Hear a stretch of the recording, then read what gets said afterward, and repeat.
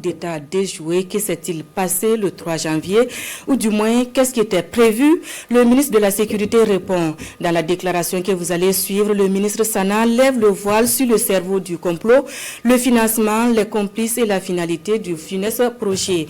Un projet de déstabilisation qui implique militaires et civils. Écoutons la déclaration du ministre. Avant tout propos, permettez-moi de rendre un hommage mérité à l'ensemble des forces de défense et de sécurité, à l'ensemble des volontaires pour la défense de la patrie, à l'ensemble de toutes ces populations résilientes et patriotes qui se battent jour et nuit pour que le Burkina Faso reste debout. Grâce à leur résilience, grâce à leur détermination, grâce à leur abnégation, le Burkina Faso restera debout malgré toutes les adversités. Prompt rétablissement aux blessés. Pour ceux qui nous ont quittés dans cette guerre d'honneur, je réitère l'engagement ferme du gouvernement à ne jamais les oublier. Que la terre libre du Burkina Faso leur soit légère. C'est l'occasion pour moi de féliciter et de saluer le travail fort appréciable des services de renseignement. Grâce à leur professionnalisme, le Burkina Faso a déjoué pour la énième fois des tentatives de déstabilisation.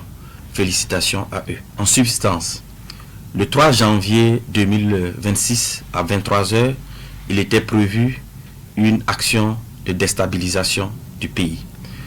Cela allait se faire par une série d'assassinats ciblés des autorités civiles et militaires, en commençant par la neutralisation du camarade capitaine Ibrahim Traoré, chef de l'État, président du Faso, soit à bout portant, soit par une action pour miner son domicile.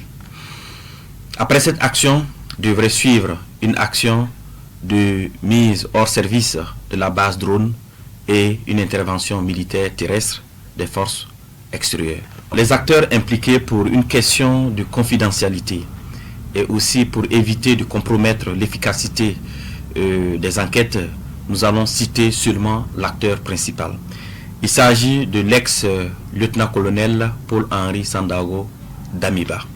Alors, il a eu pour mission clé de concevoir et de planifier les actions, de rechercher et de mobiliser les fonds, de recruter des populations civiles et des militaires. Les militaires avaient pour mission de coopter d'autres militaires, de mettre en place des groupes d'action avec des missions bien déterminées. Et les civils devraient mobiliser des populations, leurs adeptes, pour que après l'action militaire, ils puissent mobiliser leurs adeptes pour pouvoir soutenir l'action militaire. Ce qui est important aussi d'apporter comme élément d'information auprès des populations, c'est les sources de financement. Il s'est de souligner qu'une bonne partie du financement provient de la Côte d'Ivoire, dont la dernière opération s'élève à 70 millions. Alors, je tiens aussi à souligner que les interpellations se poursuivent, ainsi que le démantèlement des réseaux.